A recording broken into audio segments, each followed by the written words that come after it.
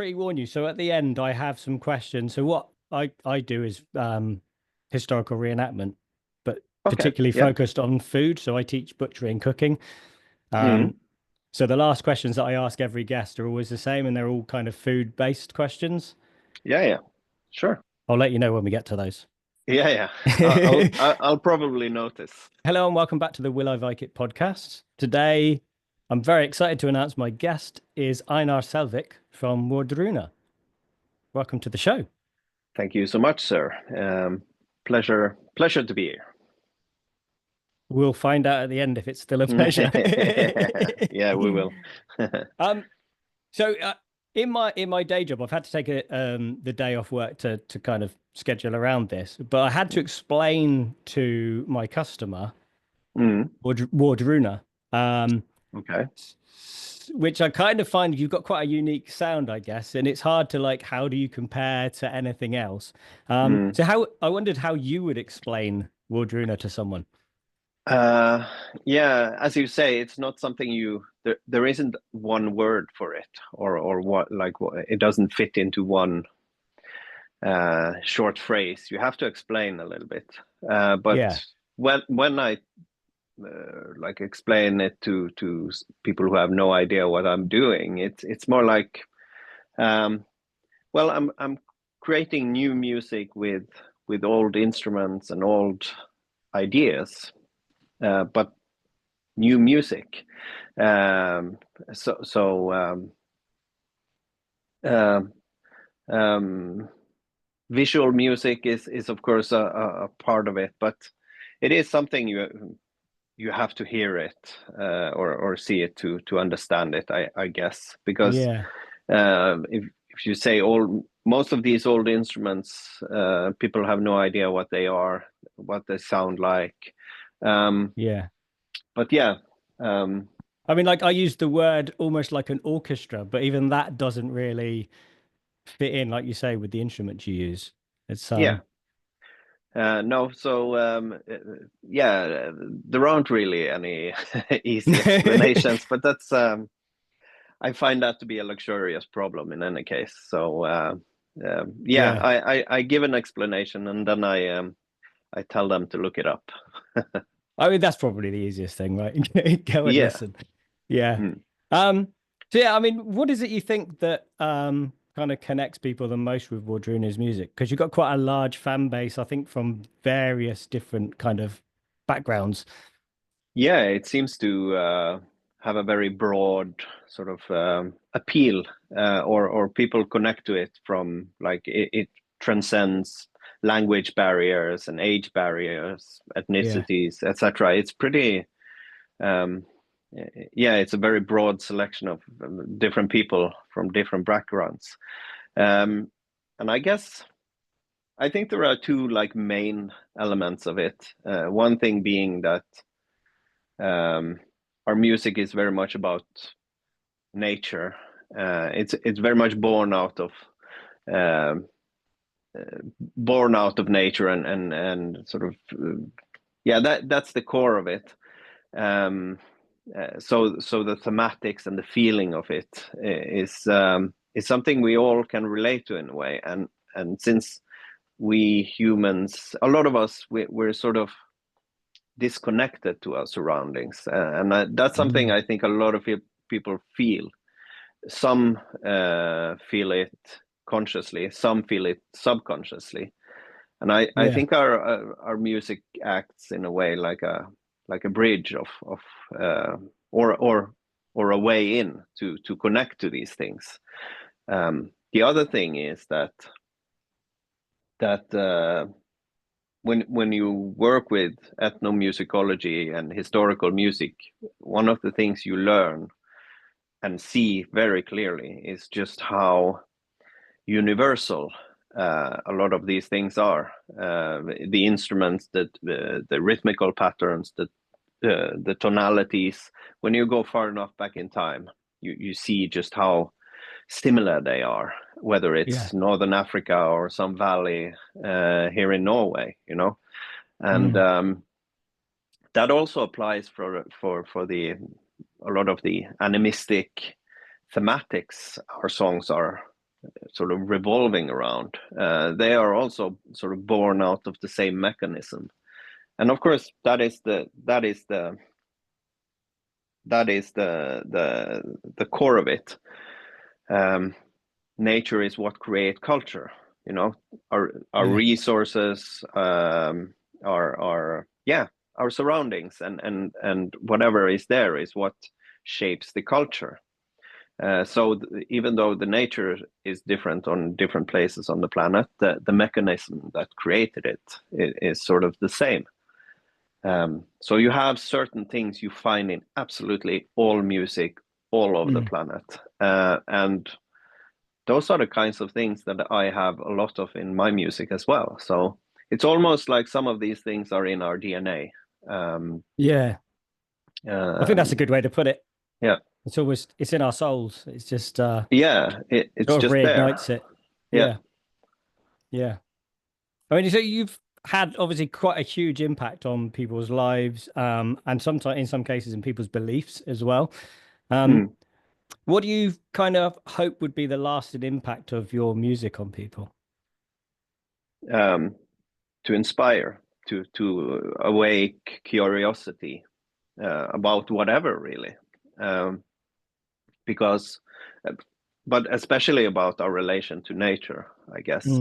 And of course, my way of using history is, well, there are many things from history that belongs in history or the past that belongs there, but there are Yeah. so many of these things that still are just as relevant as they have always been, and those are the ones that I try to focus on for the here and now.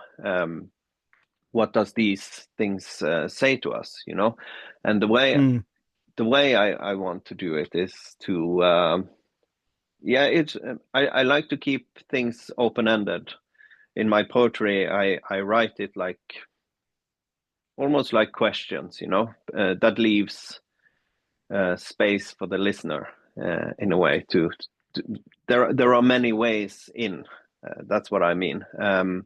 And I'm kind of where I'm very inspired by old poetry, and also, you know, the way the esoteric parts of the old poetry as well, like the runic poems, where it's written almost like riddles, and I really like that way of learning and being inspired by. You know, Yeah. it awakens. It's very thought provoking, and sparks something in me. And if Yeah. that, I think that's what I hope to do in my music as well, to inspire, to go deeper, to look further, to ask questions. I guess that's part of it. And yeah, I don't like preaching and sort of serving truth, or because of many reasons, of course, but Yeah. I guess the core of it is that I decided a long time ago that my focus should be on the things that I am for rather than everything I'm against. So that is basically what I want to give voice to certain traditions that are very, it's about our relation to nature and to each other, I guess, and of course to something that is bigger than ourselves, whether you approach it as a spiritual thing or a philosophical Yeah. thing or a very pragmatic, like scientific. It doesn't matter. It all applies in any case. That's what I like about animism in general. You know, it can be a spiritual thing, but it can also be as simple as an attitude, how you relate to your surroundings, with viewing it as something you're part of, rather than the ruler of, or just something you use. That it's more of a living relation, I guess. Yeah. So, I mean, you've mentioned animism. I was going to bring it up later, but it's probably best to do it kind of trying to keep it on track a little bit. I wondered whether you could explain what the concept of animism is to you. Yeah, I can explain what it is to me, I know because it's lots of it, things to lots of yeah, people, right? yeah, exactly. And of Mm. course, also if you go to academia, they have their ways of what it is, Yeah. Yeah. and that also change throughout time. So what people thought or called animism back in the days, like 100 years ago, is not the same. The term also changed in a way, Right. how it's defined from Yeah. from that angle as well. So, but for me, I guess it's on a personal level. It is um, yeah, it is basically how I interact with my surroundings. I see them as something animate, or I animate it in a way. For me, nature is something sacred. It can be that simple, uh, and um, and having that attitude has a number of chain reactions on how Mm. I behave when I'm in nature, how I relate to nature. It's yeah, it has a lot of chain reaction just in that Mm. simple fact that I view nature as something sacred and something that I am part of.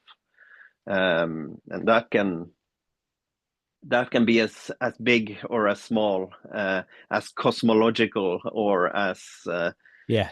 micro cosmological or factual or scientific or spiritual. It can be all of those things, but it really comes down to that very simple attitude Mm. that I try to. Yeah, it's not always easy in modern society, of course, but I try to always um, yeah, I try to have a natural relation to it as well, not make it more complicated than it has to be. And also, Mm. I'm not the same person as I was 20 years ago, or 5 years ago, or 1 year ago, or one day ago. That's and so to have like put labels and names and decide what I believe or don't believe, or that's not something I do. I just never spend time on doing that. I just live and I Mm. learn, and I change with that. I or adapt to Yeah. wherever I am here and now, because that's what matters here and now. Um, yeah, so that's kind of some of my thoughts on the matter. Yeah. I know it's a big subject. I mean, you could do a whole episode, right? Just Of just talking course, about animism. yeah. Um, But very broadly speaking, yeah. about what it is for me, I that's the core of it. I wonder whether, and I think you've kind of answered this already, is whether the animism kind of influenced the music, or whether the music came out of your initial animism, or is it a bit of both? Mm, I think um, it's a bit of both, um, but my music is, of course, relate to. It's a very personal thing, and that's how I Mm. work. That's I guess the single most important thing for me when I create is that it has to come from a place that is real. It has to be something that moves me. I have to actually want to say these things, or Yeah. else I'm going to do something else. There has to be some sustenance there, Yeah. to begin with. But of course, I guess in the early days that how this concept was created in the first place had very much to do uh, with my animistic worldview. Uh, um, I guess the need, my personal need to do Wardruna, that is something that also came from that personal conviction. I was doing lots of different musical projects at the time, and that weren't really personal for me. Yeah. And I guess, and I at the same time I also had this vision that I had been carrying along, where I could hear and see the music in a way, what became Wardruna. So, and I wanted there to be music like this. So I guess on one side it was created out of the void of there being music that Yeah. interpreted these things more on their own premises, using relevant instruments, recording in relevant settings or conditions, place and space, specific dates, time of year, time of day, everything, state of mind, Yeah. state of health, all of these things that where in a way I become the instrument and the theme is the composer. But I guess so. One thing is the void that created it, but also my my personal worldview at the time. That also, so the need to do something that was more in line with those things that truly meant something to me. That sort of, that's what it kind of felt like a thing I could not do. And still does, I guess. It's like your calling. So Yeah, it's definitely yeah. the closest thing I've ever Yeah. come to that, and my focus has also never been like on the external part of it, how people would receive it or whatever. That has always been secondary. It's something I create and still do. I create the music I want to hear, or I am moved by, in a way. I create it first and foremost for myself, and then everything else becomes a bonus. It's kind of good that other people enjoy it too, because it allows you to continue creating, I guess. Yeah, but that's what I noticed as well, that when I did show the music to people in the beginning, I noticed that they all reacted very strongly to it. So of course, at some point I understood that, okay, there are definitely other people than me who want to hear music like this, but Yeah. it has never been the focus. I work very hard on actually separating the two, not feeling, because that also means that if I were to feel like a lot of external pressure, like the music has to be like this, or will people like it, I think that's beginning in the wrong end. And I guess that's the same with cooking. You're into cooking, you have to make food that you like, Yeah, in which a is quite sense. difficult with historical food, especially Yeah, because we don't know what they're eating, right? So what they liked and what we like are different. So it's exactly. tricky. Yeah. Yeah. I was going to ask you about that because I wondered whether I think particularly as time's gone on with Wardruna that I think maybe people I guess analyze the music a lot more these days, kind of almost hang on every word. But Hmm. you've already said that you wouldn't let that influence the music, which was kind of where I was going to go with that.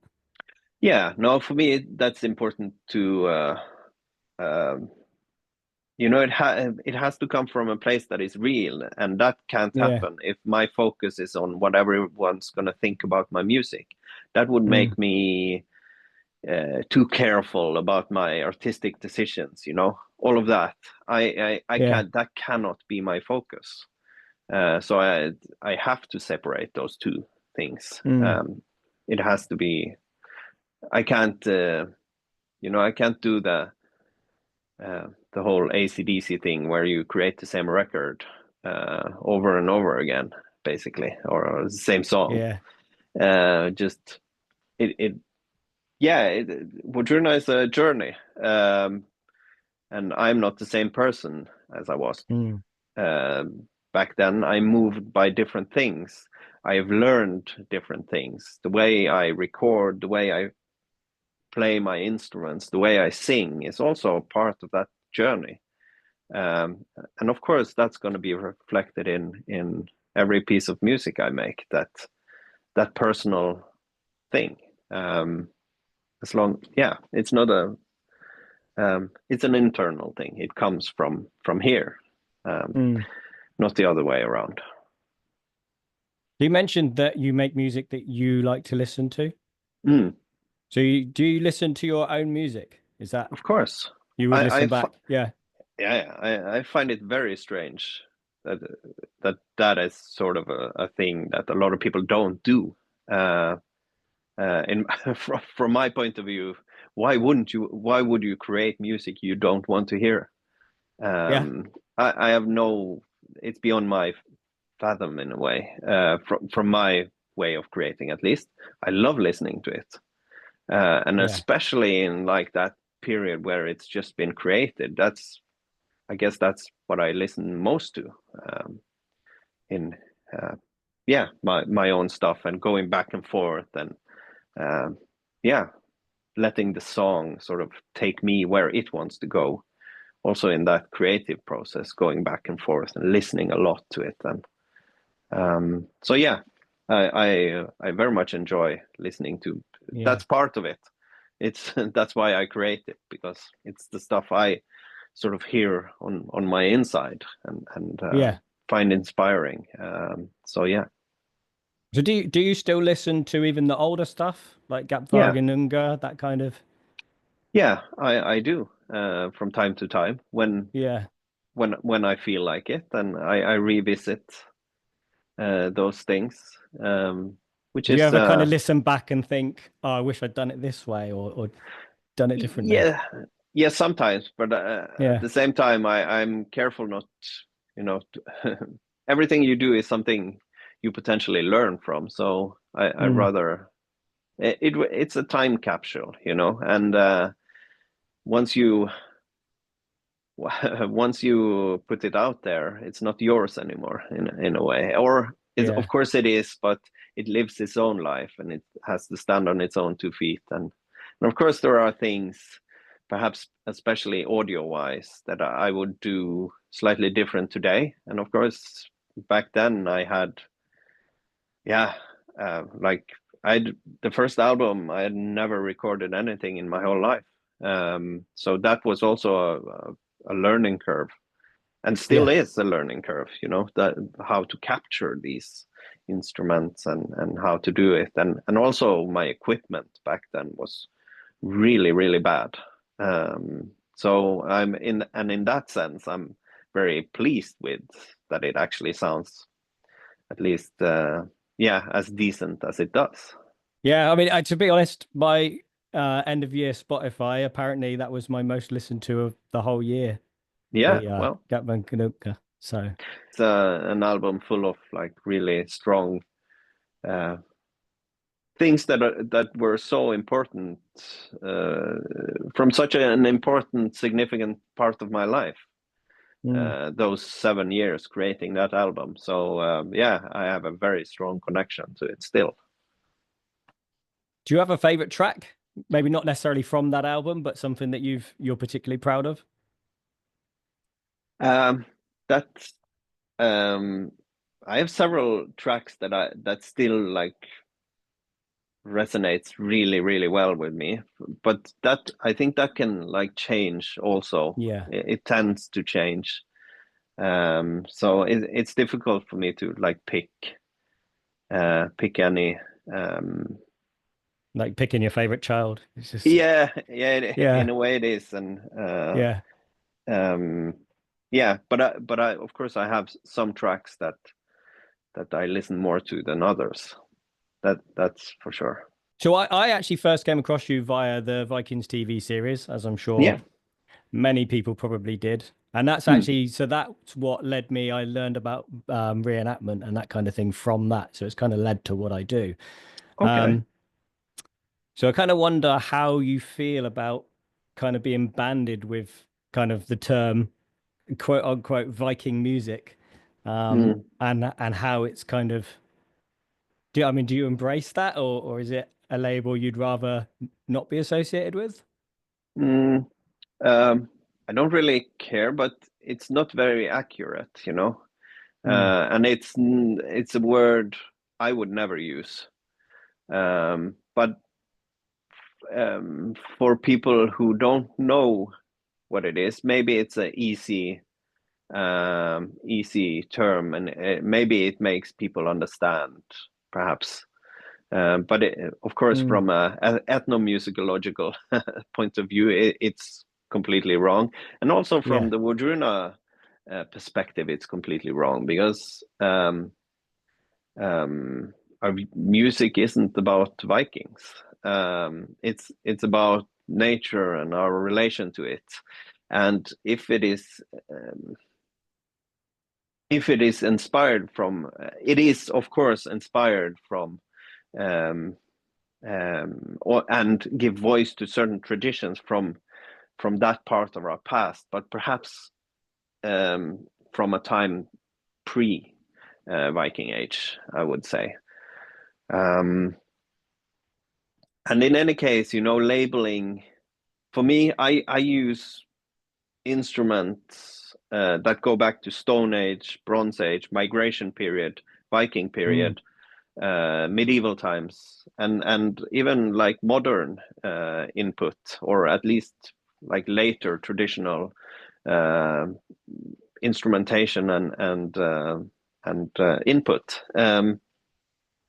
So to define what I do, or to define the Nordic culture in general, by yeah, what a small amount of people did for a very short amount of time, that becomes a bit inaccurate, a bit too inaccurate for my personal taste.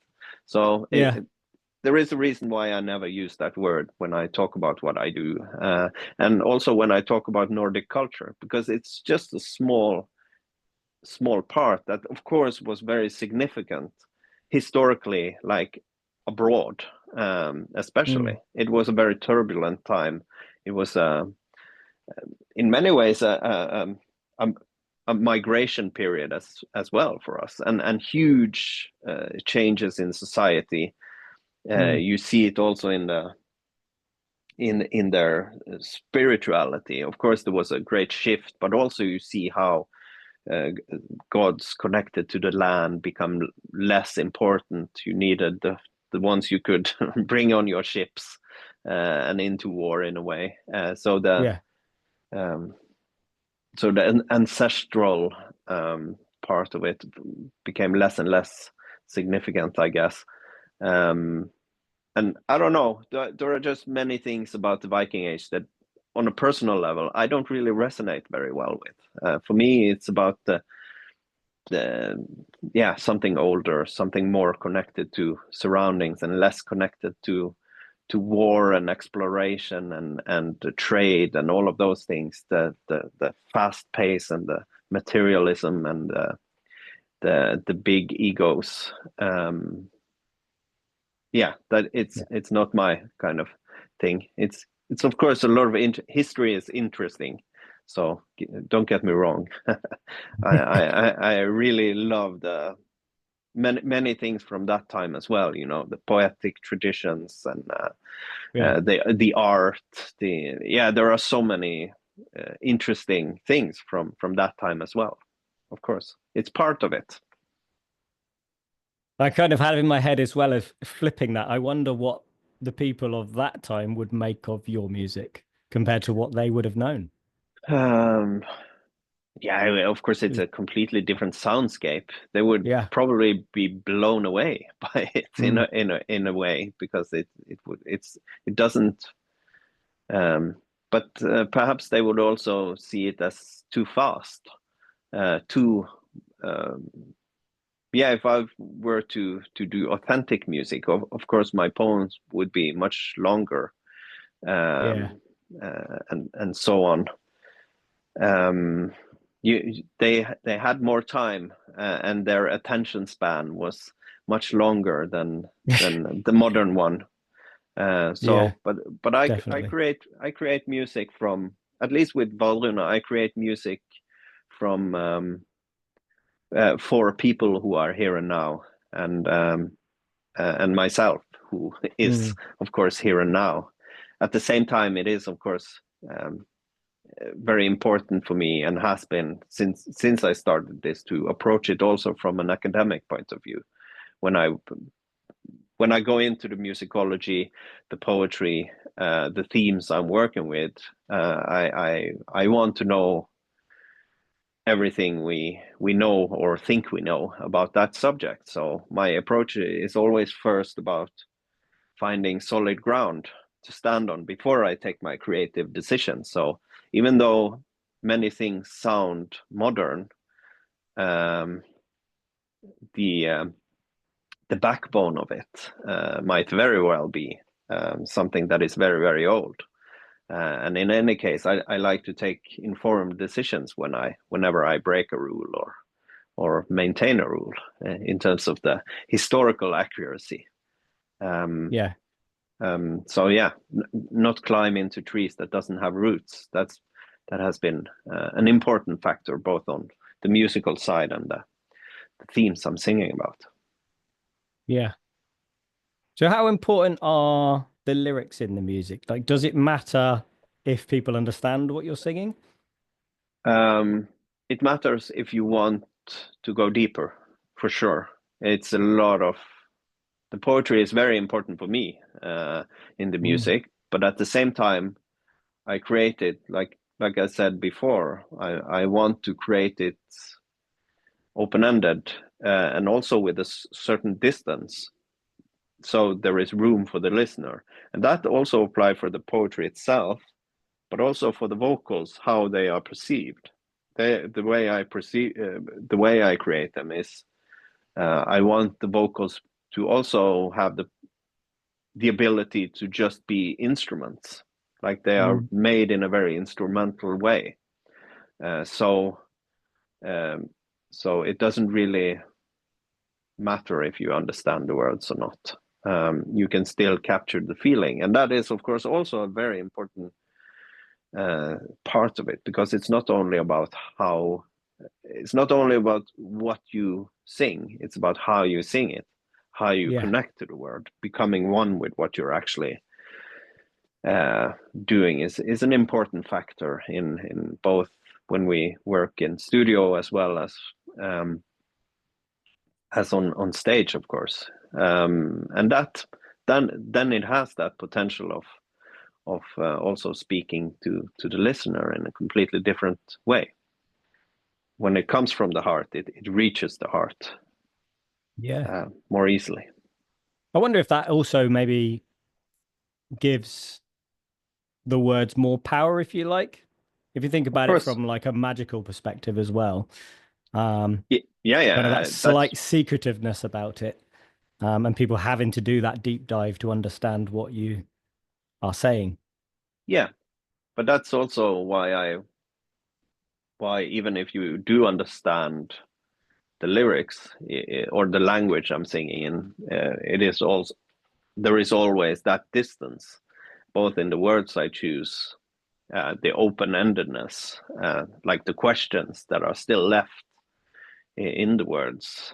Sometimes I just insinuate something, or that can be, yeah, or throw out very very like obscure, esoteric things um, that for those who are interested, they will they might not get exactly what it is I'm saying, but they will sort of get the feeling of it, and those things I'm very moved by things like that myself, and I think that Mm. is also a way of inspiring and yeah, drawing people into to that, and of course it is music that a lot of people connect to on a personal level, and I think that is part of the reason that there is a lot of room for them in it, Mm. to sort of yeah, it's not designed to only speak to you in one certain way. That potential is very broad. Whichever angle you come from it from, and Yeah. that's how we work live as well. For me, I think that we humans, we have I think that there is a very deep need for rituals, or to feel some sort of to have these solemn spaces where you connect to something that is bigger than yourself. Mm. And for us, we don't really, a lot of us don't go to the mosque or to the church or to whatever other of these spaces where you do these things. Yeah. And that's kind of what we're trying to create with a Wardruna concert, create that neutral space for the audience to connect to something that is bigger than themselves. For some, it's the themes we sing about nature and those things, and something timeless. For some, it's a spiritual thing that Mm. goes even beyond that. For some, it's just the music that they connect to. It doesn't really matter, but that, I think you will notice very quickly when you come to a Wardruna concert that this is not a rock show. It's not um, it's not fun and games in a way, but um, there is a solemn feeling to it, and that is what we try to create. Yeah, so I'm coming to the gig you're doing at the Royal Albert Hall Nice. Yeah, in that's going to March. be. Yeah, I'm very much looking forward to that myself.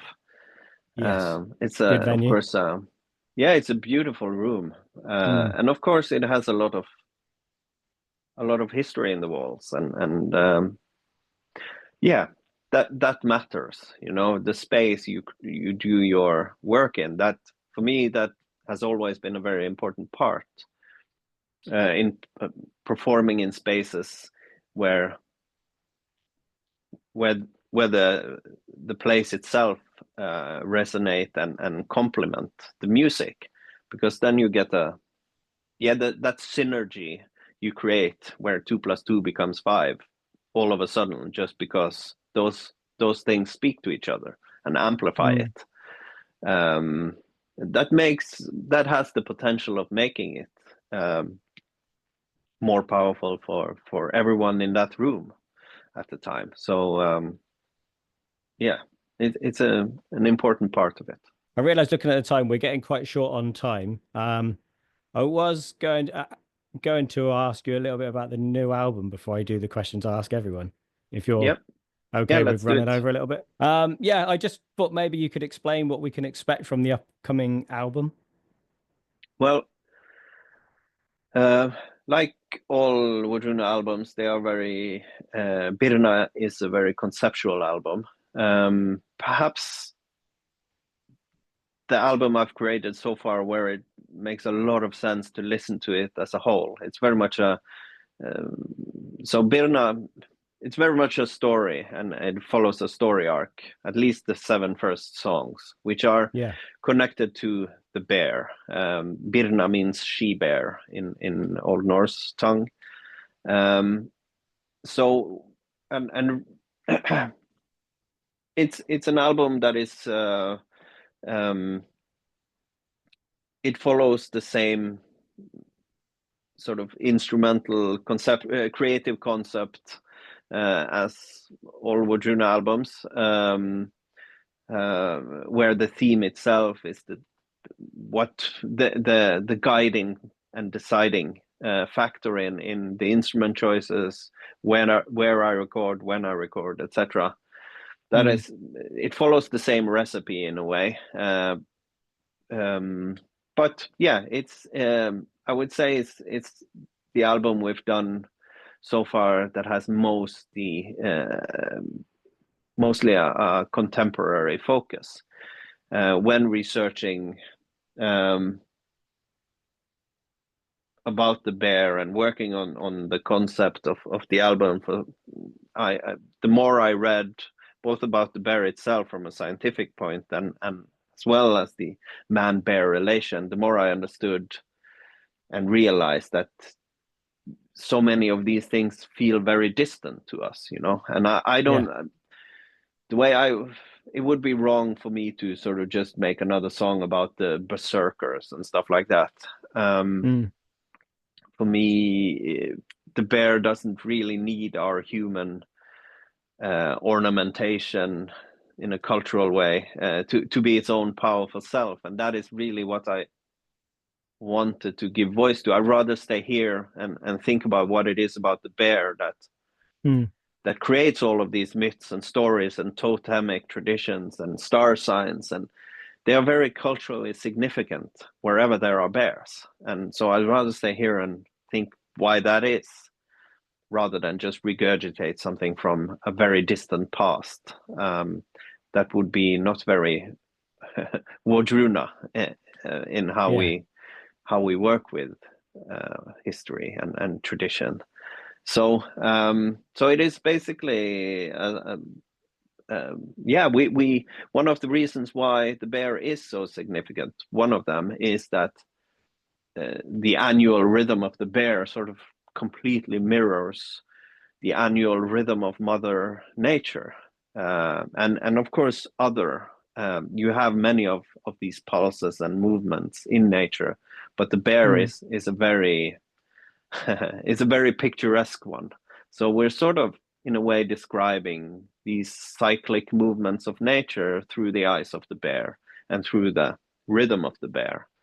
That is sort of the core of the album, where we move towards the den and we stay in the winter sleep, and we move out of it again, and of course we take detours and we involve certain things from tradition and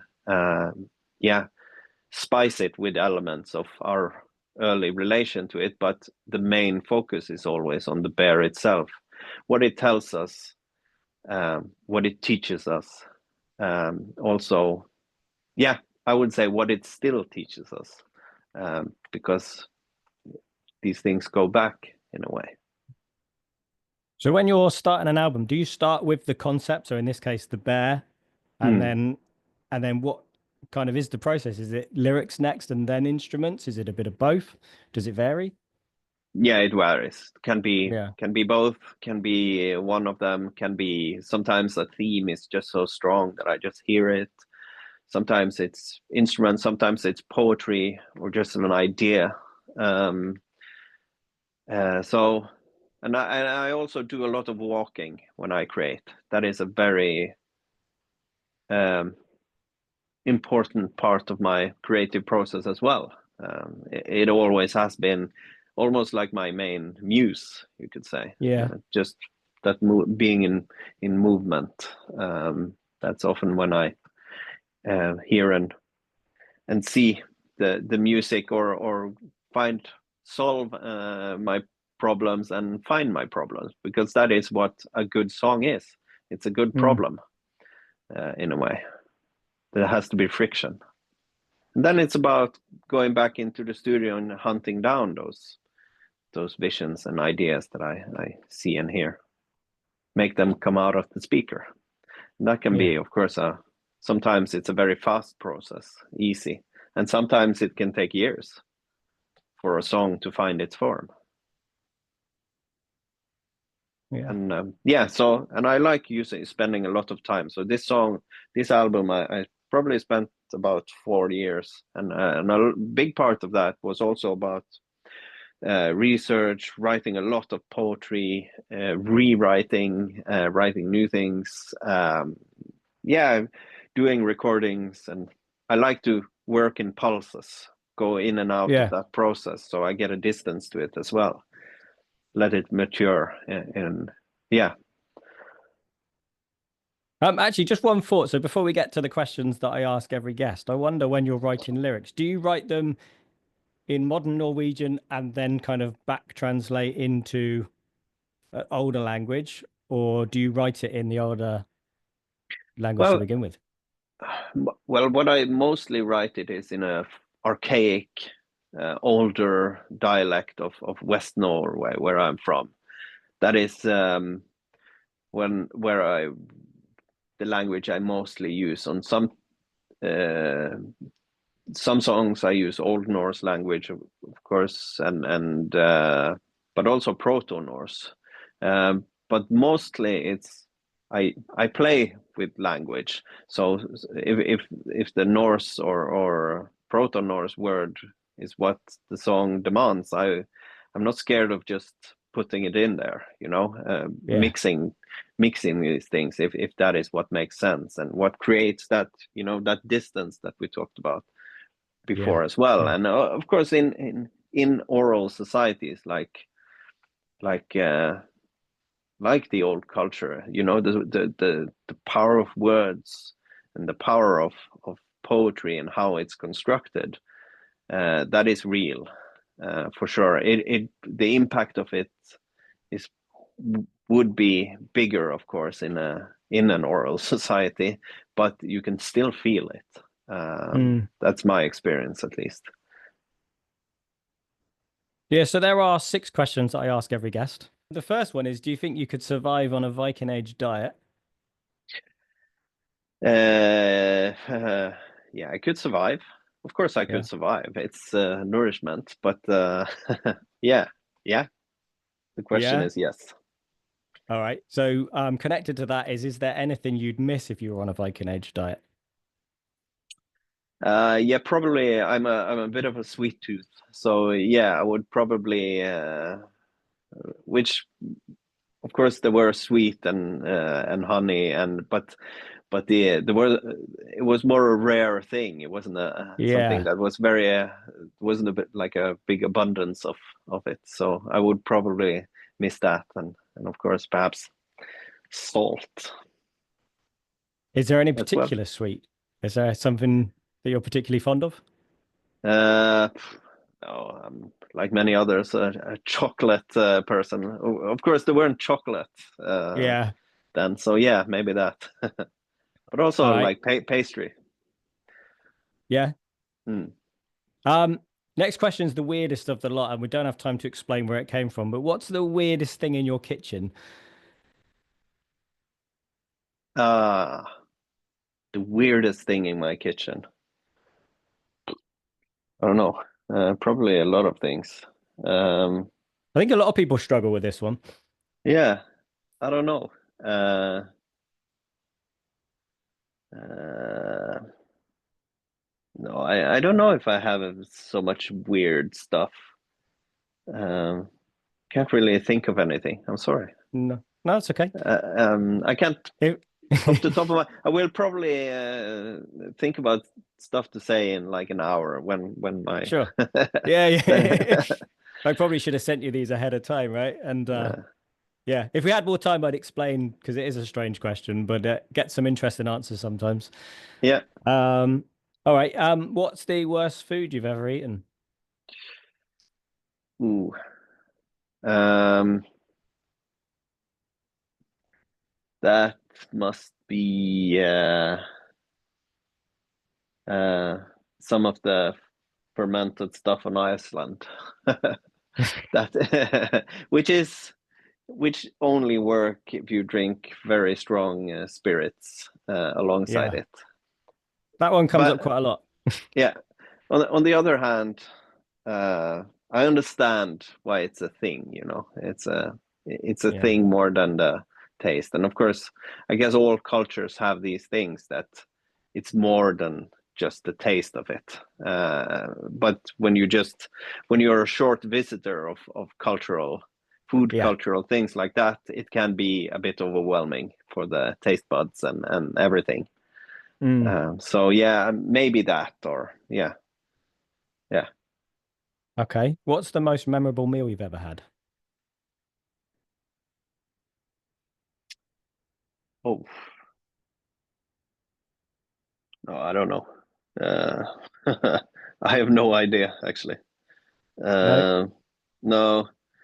Um, but of course the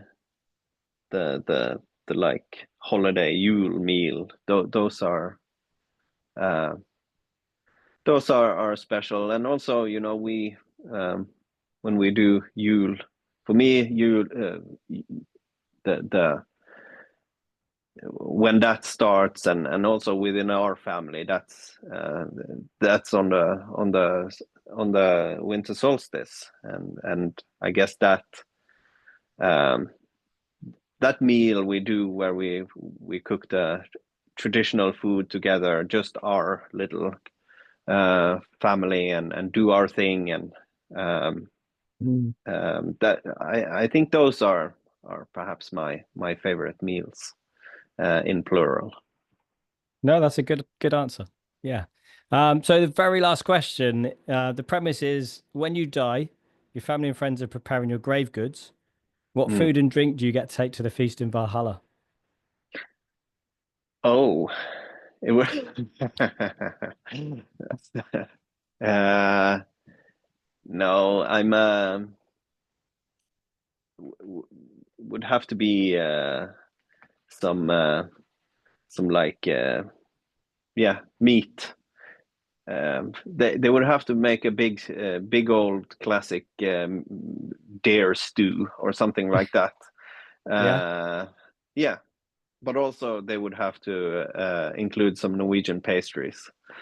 Yeah. Uh, yeah. As for drinks, I don't know. Coffee. Coffee. I would like my coffee.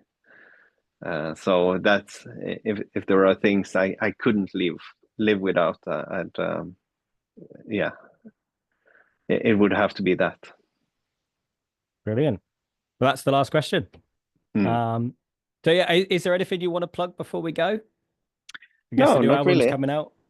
Yeah, it's out on the 24th, and yeah, no, hope hope people will enjoy it. Also, if you do want to like follow Wardruna, I'm kind of I'm not a big fan of these social medias and what they do and how you drown in algorithm. And I really recommend people, if you don't want to miss like important news with live shows or when we do releases, I recommend you to subscribe to our newsletter on wardruna.com. We don't spam. We only send out posts when there are real info Hmm. that shouldn't be missed if you are a follower. So because you can't fight the algorithms, unfortunately, it's that's my Hmm. recommendation. Follow us on our On newsletter. platform in Yeah. instead. Um, I think that's more people are going that way at the moment. I think yeah, people are I migrating back to newsletters. yeah, I hope so. Hmm. I hope so because yeah, that part of the modern world is just utter shit. Yeah. Good note Period. to end on. Yeah. Yeah. So thank you very much for your time. Likewise, sir. Um, yeah, and I look forward to the new album and the upcoming tour. Yeah, as do I. Thank you, and All see you right. in London. I will see you in London. You might not see me, but I might. You never know. you never know. Yeah. All right. All Thank you. right. Have a good one. Bye bye. Thank you. Bye bye.